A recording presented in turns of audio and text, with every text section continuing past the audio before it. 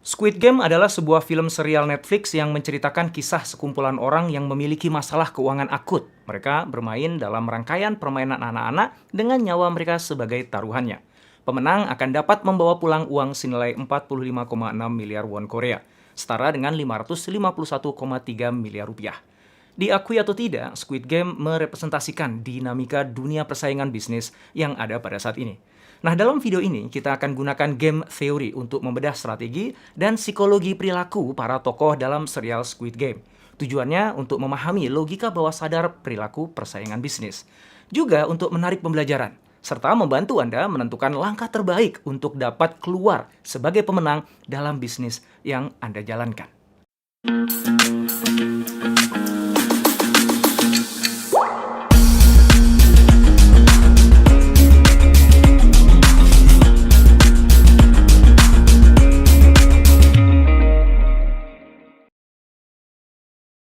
Mengatakan bahwa Squid Game merepresentasikan permainan bisnis dalam dunia nyata itu seperti terdengar berlebihan ya. Tapi sebenarnya nggak juga.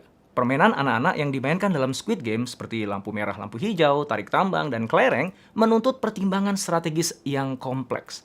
Belum lagi bicara proses psikologis yang terjadi dalam setiap permainan yang mempertaruhkan nyawa itu.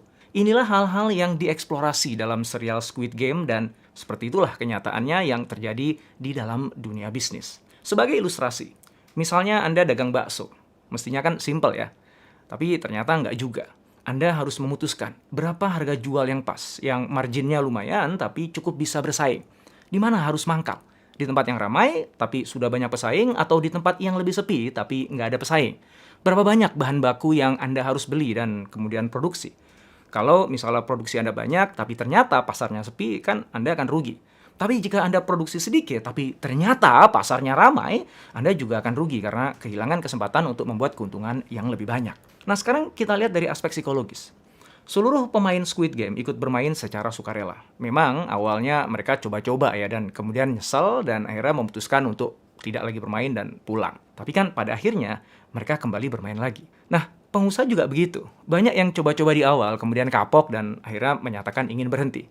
Tapi banyak juga dari mereka yang kemudian memutuskan untuk kembali jadi pengusaha, walaupun tahu resikonya. Iming-iming menjadi kaya raya membuat mereka bersedia menanggung resiko kegagalan yang fatal.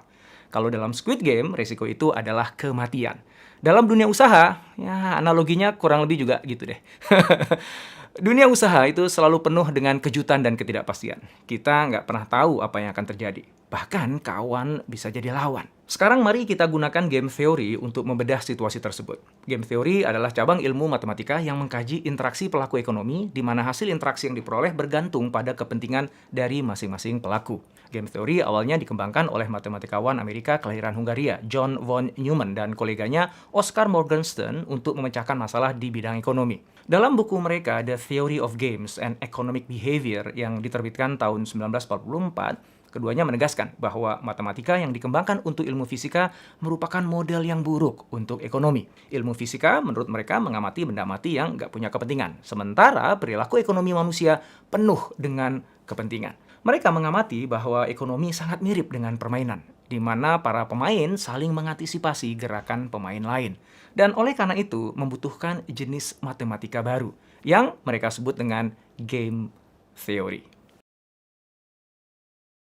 Game theory memiliki banyak konsep di dalamnya. Salah satu yang paling mendasar dan sudah sangat dikenal adalah konsep zero-sum game, yang mewakili sebuah situasi di mana nilai keuntungan yang diperoleh oleh satu pihak sama dengan nilai kerugian yang dialami oleh pihak lain. Dengan kata lain, perubahan bersih dalam kekayaan atau manfaat yang diperoleh adalah nol, zero. Dalam permainan poker, para pemain mempertaruhkan uang yang sama sehingga terkumpullah sejumlah uang. Nah, uang yang diperoleh oleh sang pemenang itu kan merupakan uang yang pemain lain kehilangan. Dalam Squid Game, setiap kali ada pemain yang kalah, maka para pemain yang menang berkesempatan mendapatkan uang yang lebih banyak. Semakin banyak pemain yang gagal, semakin banyak juga uang yang akan didapat oleh si calon pemenang. Premis dasar dari zero-sum game adalah total potensi pendapatan yang bisa diperoleh dari permainan itu sudah fix, berapapun jumlah pemainnya. Maka semakin banyak pemain, semakin sedikit yang akan didapat oleh setiap pemain. Maka dari itu, para pemain harus bersaing, menjatuhkan lawan agar dia bisa dapat porsi pendapatan yang lebih besar. Oleh sebab itu, dalam bisnis, keputusan pertama yang kita perlu ambil adalah memutuskan mau masuk ke dalam arena permainan yang mana. Nah, arena permainan yang saya maksud di sini adalah industri. Setiap industri memiliki jumlah uang yang bisa dimainkan berbeda-beda. Menurut Yahoo Finance, industri telekomunikasi memiliki nilai pasar 1,7 triliun US dollar. Sementara industri makanan nilainya 5 triliun US dollar. Industri e-commerce 9 triliun US dollar.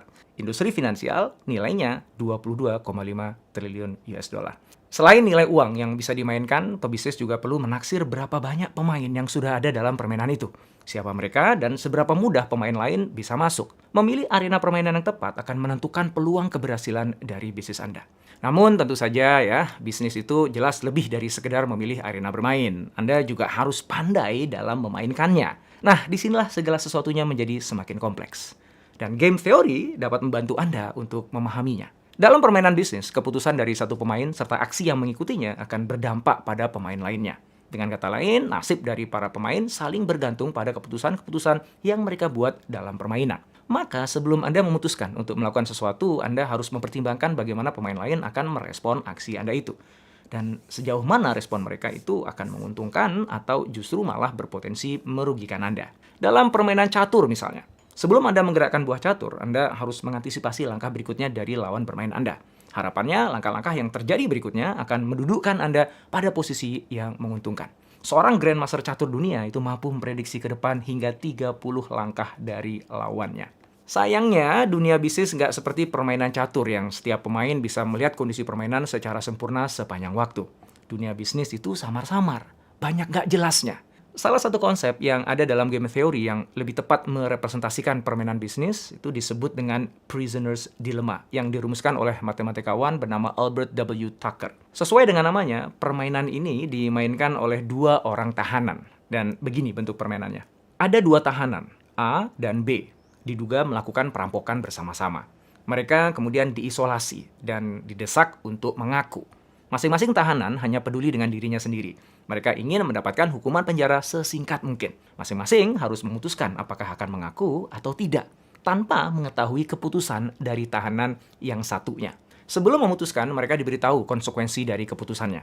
Pertama, jika keduanya mengaku, maka keduanya masuk penjara selama 5 tahun. Kedua, jika tidak ada yang mengaku, maka keduanya masuk penjara selama 1 tahun. Ketiga, jika yang satu mengaku, sementara yang lain tidak, maka yang mengaku akan dibebaskan. Sementara yang tidak mengaku akan dipenjara selama 20 tahun. Secara logika, pilihan yang kedua, di mana keduanya tidak mengaku, akan memberikan hasil optimal untuk kedua tahanan, di mana keduanya hanya dipenjara selama 1 tahun.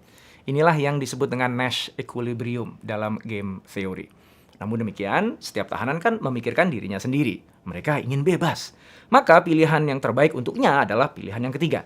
Lagi pula, apa yang menjamin bahwa tahanan yang satunya itu nggak akan mengaku? Jika ternyata dia ngaku, sementara aku tidak mengaku, maka dia akan untung, aku buntung. Dia bebas, aku dipenjara 20 tahun. Karena itulah, maka kedua tahanan ini berpeluang memilih untuk mengaku yang berujung pada hasil yang justru tidak optimal, yaitu masing-masingnya dipenjara selama 5 tahun. Dalam bisnis, ini kerap kali terjadi. Misalnya, ada dua pemilik toko yang menjual produk yang sama. Masing-masing ingin meningkatkan keuntungannya. Setiap pemilik toko tahu bahwa jika dia memiliki harga yang lebih rendah dari pesaingnya, maka dia akan menarik pelanggan dari saingannya itu. Dengan begitu, keuntungannya pun akan meningkat. Nah, karena itulah kemudian masing-masing akhirnya memutuskan untuk menurunkan harganya. Hingga kemudian keduanya pun terjebak pada perang harga. Hasilnya, kedua pemilik toko itu justru mendapatkan keuntungan yang lebih kecil. Semoga saat ini teman-teman sudah mulai kebayang ya bagaimana game theory berhubungan dengan Squid Game dan mampu menjelaskan perilaku ekonomi para pelaku bisnis. Tunggu dulu. Prisoner Dilemma itu kan cuma dua pemain. Sementara permainan bisnis itu pemainnya bisa banyak sekali. Selain itu, kalau bicara kenyataan, sebenarnya para pemain bisnis itu kan bisa saling berkomunikasi satu sama lain kan. Nggak seperti tahanan tadi yang diisolasi secara terpisah. Oke. Yuk kita lihat satu permainan lain di game teori yang pemainnya banyak dan dilakukan dengan lebih terbuka. Sekarang Anda bayangkan ada 3 pemain, A, B, dan C. Sebenarnya pemainnya bisa lebih dari 3 sih. Saya gunakan 3 pemain supaya lebih gampang nanti menjelaskan dan juga memahaminya ya. Tapi berapapun jumlah pemainnya, kompleksitas pilihannya tetap sama. Dan hasilnya biasanya juga akan sama. Nah, ketiga pemain terletak di sudut segitiga sama sisi. Mereka terlibat dalam truel, yaitu duel yang melibatkan 3 orang. Setiap pemain memiliki senjata dengan satu peluru. Asumsikan bahwa setiap pemain mampu menembak dengan sempurna dan dapat membunuh satu pemain lain kapan saja. Tidak ada urutan pemain, tapi penembakan hanya bisa terjadi secara berurutan. Setelah satu menembak, baru pemain lain bisa menembak. Mereka nggak bisa menembak pada waktu yang sama. Akibatnya, jika sebuah peluru ditembakkan, hasilnya diketahui oleh semua pemain sebelum peluru kedua ditembakkan. Urutan prioritas hasil akhir permainan yang diharapkan oleh setiap pemain adalah sebagai berikut. Pertama, dia selamat sendirian.